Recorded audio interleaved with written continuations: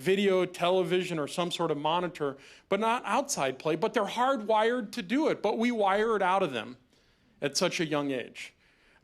Kids also really want the social skills that come out of play, playing with friends.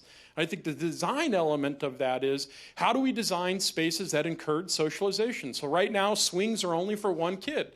Could you design a social swing that has 3 and 4 kids on it, that if there are more kids on it, it's made better, it improves their socialization? Kids want creativity, and for them, creativity means mud.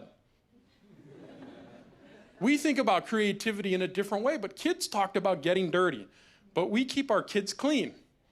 So what would that mean when it comes to how do we design spaces that allow kids to get muddy and be acceptable with that?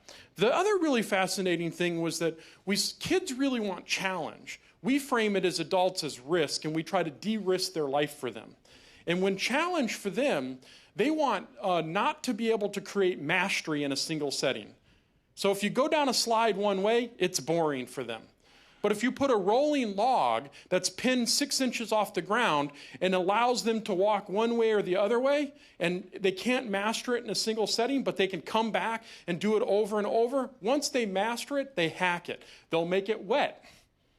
They'll try to actually play with the pins to loosen it up so that it rolls faster. That's mastery over time, not in a single setting. And that's what we heard from kids that they really wanted.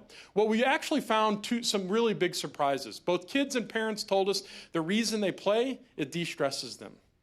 That's a real challenge. We know now the consequences of toxic stress on kids' inability to empathize and have resiliency.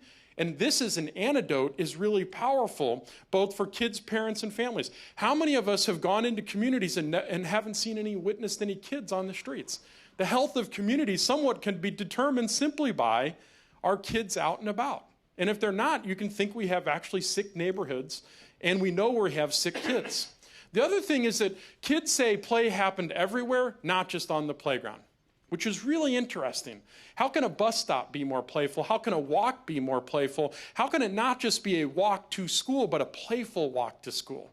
And so we have to think about how we put play everywhere, not just more at the playground. And finally, it's not universal. Low-income kids are disproportionately affected. Only 25% of them actually play every day. Only 1 in 5 of them actually have access to a park within a mile versus middle or upper income kids, and we're severely punishing those kids. So the question is, how do we get kids to play more, that it becomes the default, and then as a society, we have a cultural norm that we want to promote and protect. And I hope to get into some good discussions around all of those things. So thank you.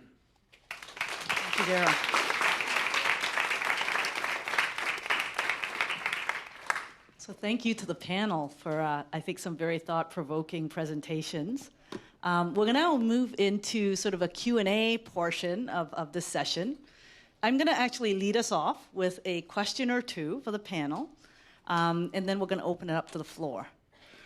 So my first question for the panel is thinking about the U.S. and also about, places outside of the U.S., cities, countries. What are the opportunities and challenges for making those environmental changes that will support active and healthy living? Whether it's in the realm of active transportation, active recreation, active buildings, healthy food access. I think, Jillian, you talked a lot about San Francisco, and San Francisco, of course, has had a downtown plan for a while, since the 1970s. It's one of those cities that's actually, done concerted planning. It's got great bones. But, there are many U.S. cities that have not been built in the same way. So how do we actually address this in a universal manner? And I'll, have Jillian start, but then have the rest of the panel also chime in. To me, the answer seems that we have to really look at all of our roadways and put them all on a diet. The amount of public space given to private automobiles is unsustainable. It's bad for the environment, it's bad for us, and it makes too much of our country places that people drive through rather than places that people want to be. So I think you really can't have urban life, certainly, and you really can't have you can't have social life when you design places for people to drive through them as quickly as they can. I don't know any other way that you can get around that. That's where I would start. Thanks, Jillian. Others want to chime in? I like that you brought up the fact that I call it a globalization of chronic disease that's going on as other countries start to eat like us and live like us and all too often die like us. And it's all happened in the last just 20 years, that heart disease and diabetes, for example, were pretty rare. They were as rare in most of Asia as in Africa as malaria is here.